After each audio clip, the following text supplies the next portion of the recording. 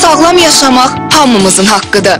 Buna görə də 24 saat çalışan HB Güvən Klinikası sizin xidmətinizdədir. Klinikamız tibbin bütün sahələri üzrə yüksək səviyyədə keyfiyyətli xidmətlə çalışır. Mərkəzimiz dünya standartlarına uyğun cihaz və reaktivlər istifadə olunmaqla və yüksək ixtisaslı mütəxəssislər cəlb edilməklə əhaliyə tibbi xidmət göstərir.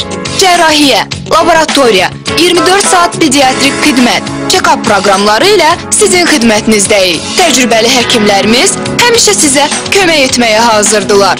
Sağlamlığınız güvənli əllərdədir. Atatürk prospekti 3078. Telefon 012 436 1496.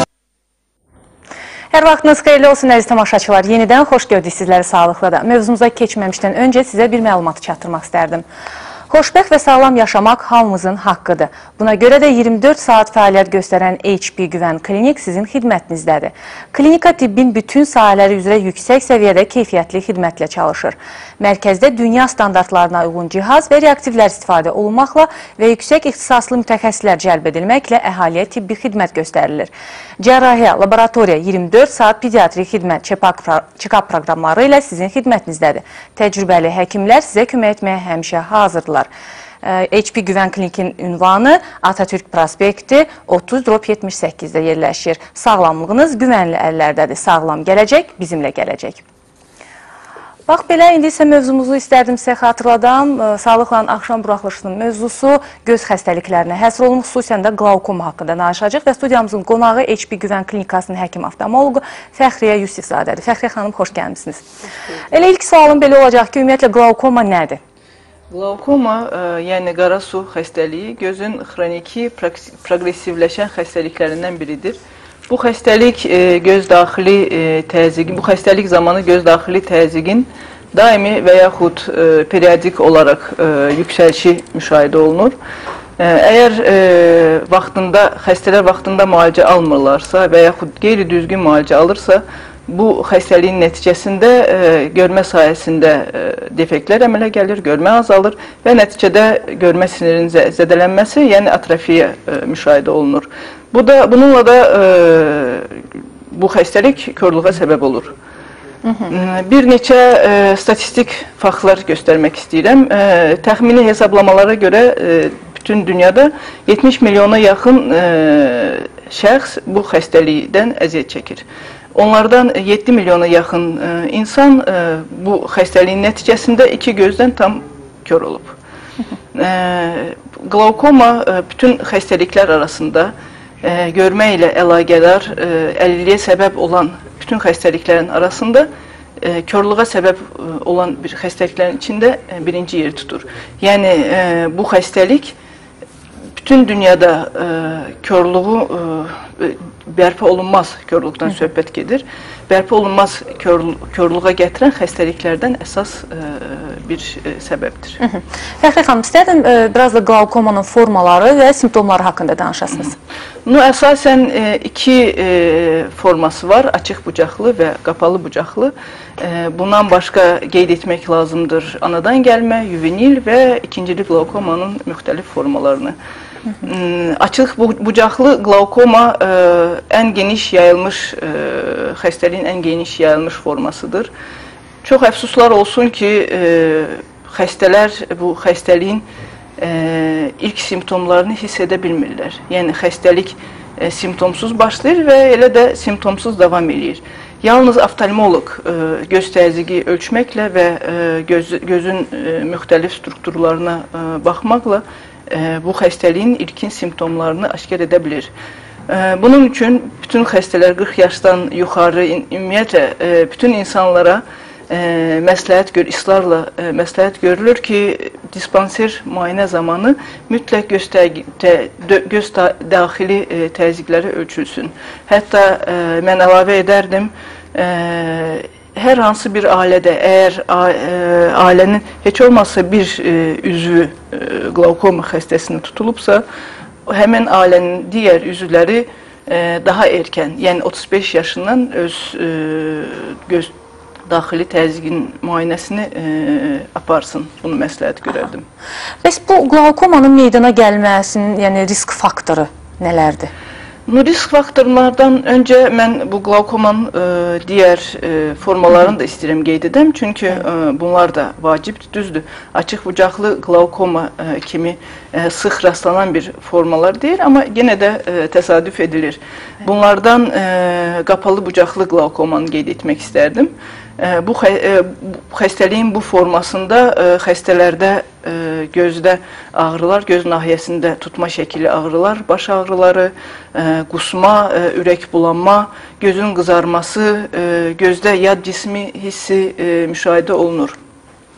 Əgər tutma şəkilli ağrılar bir neçə saat müalicə olunmursa, bu görmənin tam itməsinə səbəb ola bilir. Digər bir növü anadan gəlmə qlaukoma. Bu çox nadirən rastlanır, əsasən uşaqlarda diaqnoz qoyulur.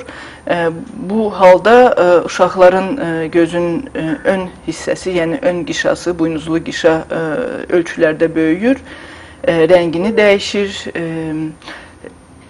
gözdə işıqdan qorxma əmələ gəlir, qızarma əmələ gəlir və sair simptomlar əmələ gəlir. Yəni, istərsiniz bu risk faktorlarından da danışasınız. Risk faktorlarına gəldikdə, bir neçə risk faktoru var ki, onları nəzərdən keçirmək lazımdır. Əsasən yaşın 40-dan yuxarı olması, insanlar yaşa dolduqca bu xəstəliyə tutulma riski daha da artır. İkinci yerdə mən ürək damar xəstəliklərini qeyd etmək istərdim. Burada həm hipertoniyalar, həm hipotoniyalar, cürbəcür disirkülator distoniyalar, miqreni qeyd etmək istərdim. Sonra yüksək dərəcəli miyopiya rol oynayır. Sonra genetik bir faktoru var, yəni ailə anamnezini qeyd etmək lazım və s.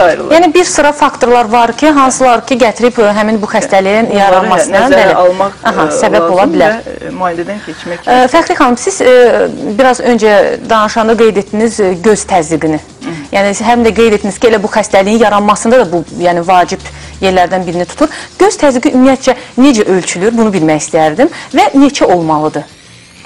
Hal-hazırda göz təzyiqinin tam normal bir səviyyəsini, yəni müəyyən bir rəqəmlərlə göstərmək düzgün deyil. Çünki hər insanın öz fərdi, özünə məxsus göz təzyiqi var. Normal göz təzyiqi əsasən sayılır 16-22 mm civə sütunu arasında dəyişir. Göz təzyiqi müxtəlif cihazlarla ölçülür. Həm mexaniki, həm avtomatik, yəni kompüter üsulu ilə pnevmatonometrlar mövcuddur, cürbəcür cihazlar var. Bəs ümumiyyətlə, siz dediniz ki, qlaukoma simptomsuz, yəni simptomlarla özünü biruzə vermir. Ancaq bəs göz təzyiqi özünü biruzə verə bilərmi? Yəni insan hansı şəkildə bilə bilərmi? Bilirsiniz, açıq bucaqlı qlaukoma zamanı xəstələr çox təəssüf ki, o qalxmış göz təzyiqlərini hiss etmirlər. Ancaq qapalı bucaqlı qlaukoma zamanı bu tutma şəkli alırsa, yəni el arasında pristup deyirlər buna, bunu hiss edə bilərlər. Yəni ağrılar şəklində mi? Kəskin ağrı kimi. Göz nahiyəsində kəskin ağrılar olur. Göz nahiyəsində, başda, sonra alın nahiyəsində, bəli. Gözün qızarması, sonra gözdə bəbəyin genəlməsi üzə çıxır ki, xəstələr şübhələnib həkimə müraciət edirlər və göz daxili təzyiqin ölçülməsi ilə bu pristupu, bu tutma şəkili ağrının səbəbini qlaukoma kimi dəyərləndirmək olur.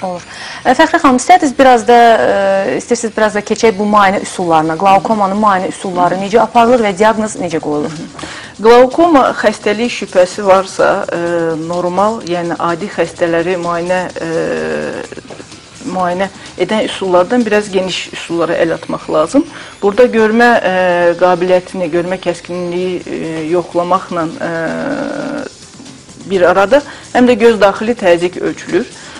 Sonra görmə sahəsi mütləq yoxlanılmalıdır, buna perimetriya deyilir və əlbəttə ki, göz dibinin incələnməsi, xüsusilə də görmə sinirinin, məməciyin görmə sinirinin incələnməsi məsləhət görülür. Ümumiyyətlə, qlaukoma diaqnozu tək bir göz daxili təzyiqin qalxması ilə qoyulmur. Qlaukomanın diaqnozunu qoymaq üçün, təsdiqləmək üçün gözdaxili təzyiqin yüksək olması ilə bərabər görmə sahəsində defektlərin aşkar edilməsi və əlbəttə ki, göz dibində görmə sinirinin dəyişilməsi mövcud olmalıdır.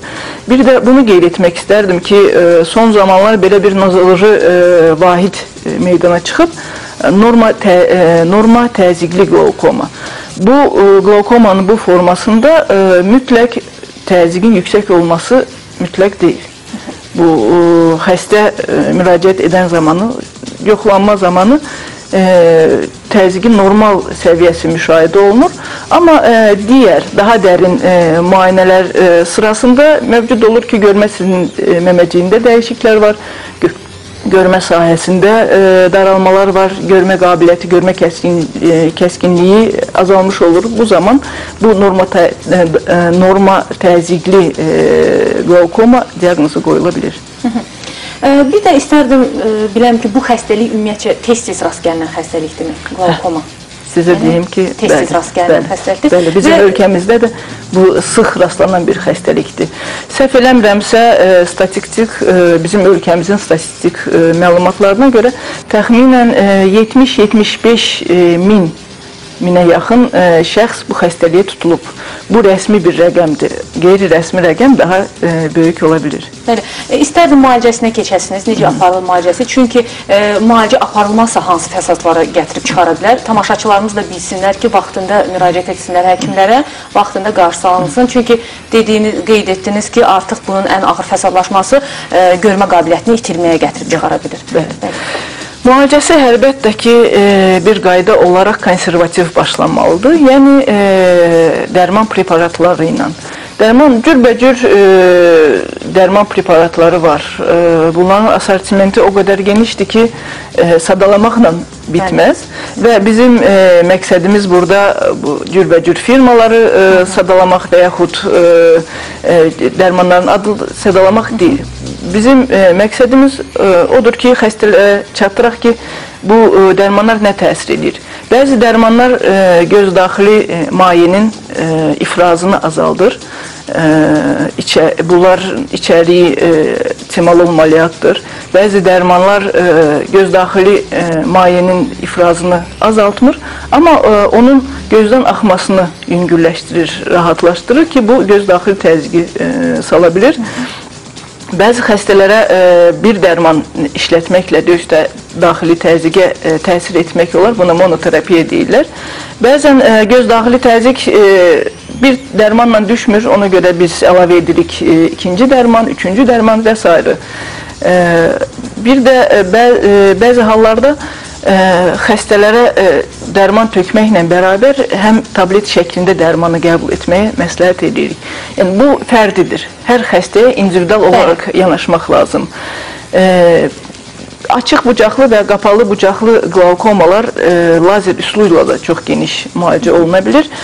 Düzdür, bu ilkin müalicənin ilk seçimi deyil. Bu, əgər dərman preparatı konservativ olaraq müalicə aparılır. Əgər nə konservativ müalicəsi, nə lazer terapiyası təsir eləmirsə bu xəstəliyə, o zaman cərrahi üsullara əl atılır. Fəxri xanım, belə başa düşdüm ki, lazer terapiyası bu cərrahi hesabı olunmur? Yox, bu cərrahi üsulu əsasən gözə müdaxilə edən bir üsula cərrahi əməliyyatı deyilir. Lazer əməliyyatlarında gözə müdaxilə olunmur. Sadəcə kənardan lazer gözün strukturlarına təsir edir və bu vasitə ilə göz daxili təzyiqin salınmasını saxlayır. Bu mövzuda, yəni xəstələrin müalicəsi haqda biraz geniş danışmaq istəyirdim. Mən cürbəcür konferanslarda olmuşam, Türkiyədə, Rusiyada, öz ölkəmizdə və hər zaman konferanslarda, hər zaman olmasa da konferansların çoxusunda bu mövzuya gəldikdə cürbəcür debatlar qalxır bu müalicə ətrafda. Konferanslarda bu mövzu əgər müzakirə olunursa, məruzəçilər iki düşərgəyə bölünür. Bir düşərgənin məruzəçisi və tamaşaçıları onu dəstəkləyirlər ki, xəstəni ilk növbədə dərman, konservativ müalicədən başlamaq lazım. Bunu nə ilə əsaslandırırlar? Bunu əsaslandırırlar ki, dərman çeşidləri çoxdur. Bu bir. Dərmanı istifadə etmək daha ucuzdur, bu iki. Və dərman müalicəsinin sonraki təsir eləmirsə, sonraki bir seçim üsulu tapmaq mümkündür. Lazer müalicəsi, cərrahi müalicəsi. Amma digər tərəfdən, başqa düşərgənin o cərrahiyyə əməliyyatının tərəfdarları, həm tamaşaçıları, həm dinləyicilər, həm məruzəçiləri onun tərəfdarıdır ki, dərman preparatları bir müəyyən müddətə qədər təsir edir. Məsələn, 2 il, 3 il, bəzi xəstələrdə 5 il. 5 ildən sonra kompensasiya mexanizmləri pozulur və məcbursan ikinci dərman əlavə eləmək, üçüncü dərman əlavə. Bu artıq xərcə gətirib çıxardır. Xəstələr zaman itirə bilərlər. Bəzi xəstələr, məsələn, yazılan müalicəni bu ciddi davam etmirlər, qəbul etmirlər və sonra həkimə müraciət edirlər ki, həkim mənim görməm zəifləyir, həkim mənim xəstəliyim artır, mən şikayətlərim artır. Yəni, bunu nəzərə alaraq cərrahi əməliyyatın tərəfdarları deyirlər ki, xəstə, düzdür, əməliyyat ucuz əməliyyat deyir, yəni onun sərf etdiyi malzemələr də ucuz başa gəlmir.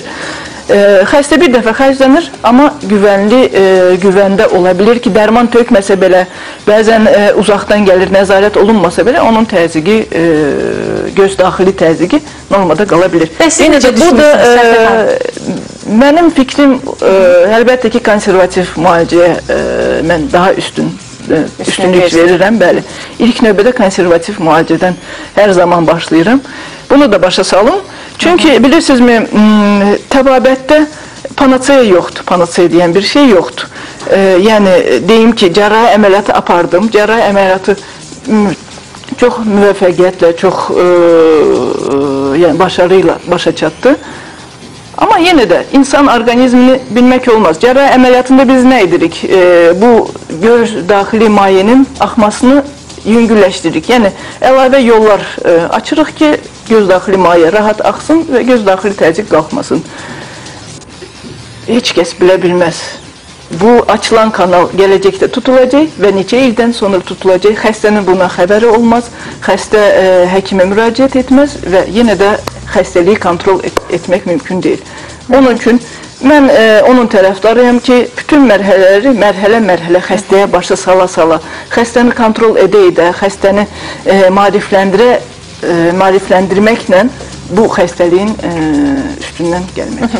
Belə başa düşdüm ki, Fəxriyə xanım, siz niyə konservativ müalicənin tərəfindəsiniz? Çünki ola bilər ki, siz bu xəstəliyi kökündən araşdırıb müalicə edirsiniz. Bundan irəli gəlir, bəlkə də. Bilirsizmi, bu çox doğru olmaz söyləmək. Nə üçün? Çünki bu xəstəliyin tamamilə kardinal, radikal bir müalicəsi yoxdur. Bu xroniki xəstəlikdir. Və bunun təəssüf olsun ki, səbəbləri də tam aydın deyil. Fəxriyə xanım, çox sağ olun, təəssüflər olsun ki, vaxtımız sona çatdı. Əziz tamaşaçılar, xatırladım ki, biz göz xəstəlikləri, xüsusən də qlaukoma haqqında danışdıq və studiyamızın qonağı HP Güvən Klinikasının həkim oftalmoloqu Fəxriyə Yusifzadə idi. Bax belə, bugünlük sizinlə sağollaşıram. Sabah yenidən görüşərik. Sağ olun, sağlıqla qalın.